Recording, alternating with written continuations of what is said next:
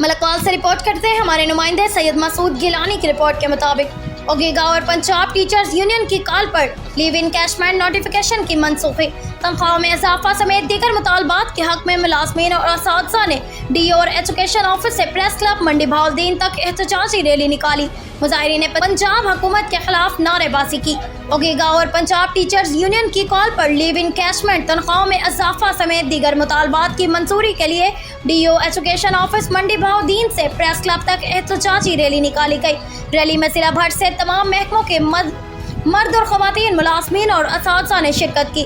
مظاہرین نے پنجاب حکومت کے خلاف اور اپنے مطالبات کے حق میں شدید نعرے بازی کی۔ مظاہرین سے خطاب کرتے ہوئے مقررین نے کہا کہ پنجاب حکومت لیو انکیشمنٹ نوٹیفیکیشن فوری طور پر منسوخ کرے، جس کا وعدہ وزیر اعلیٰ پنجاب مریم نواز شریف نے اوگیگا قائدین کے ساتھ مذاکرات میں کیا تھا۔ انہوں نے کہا کہ حکومت IMF کی ہدایت پر ملازمین کا معاشی قتل نہ کرے، بلکہ اگلے ماہ جون میں پیش ہونے والے بجٹ میں ملازمین کی تنخواہوں میں مہنگائی کے تناسب سے 100% اضافہ کرے۔ مقررین نے کہا کہ اگر حکومت نے مطالبات منظور نہ کیے تو احتجاج کا دائرہ وسیع کر دیا جائے گا۔